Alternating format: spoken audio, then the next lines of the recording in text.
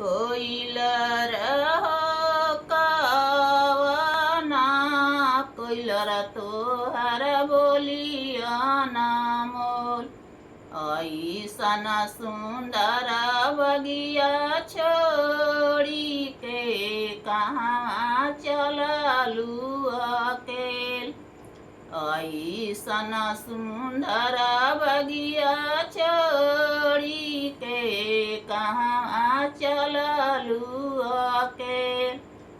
बेटी हो सीता बेटी तोहर बोलिया ना मोल।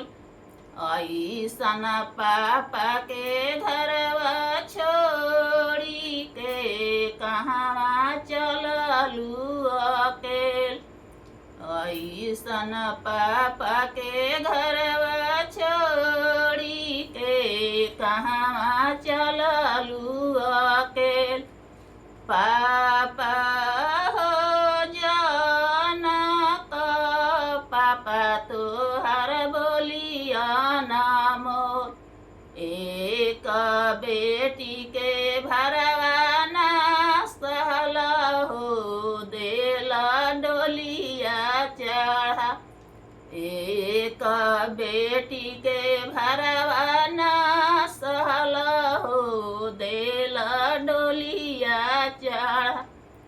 बे बहिनी हो सीता बहिनी तोहर बोलिया ना मोल। ऐसन भैया के घरवा छोड़ी के कहाँ चललू अकेल।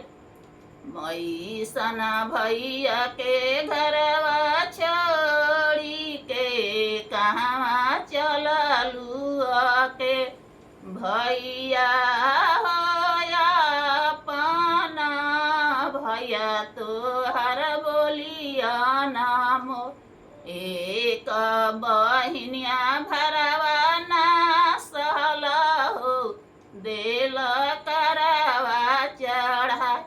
एक बहिन के भरवा ना सहल हो देल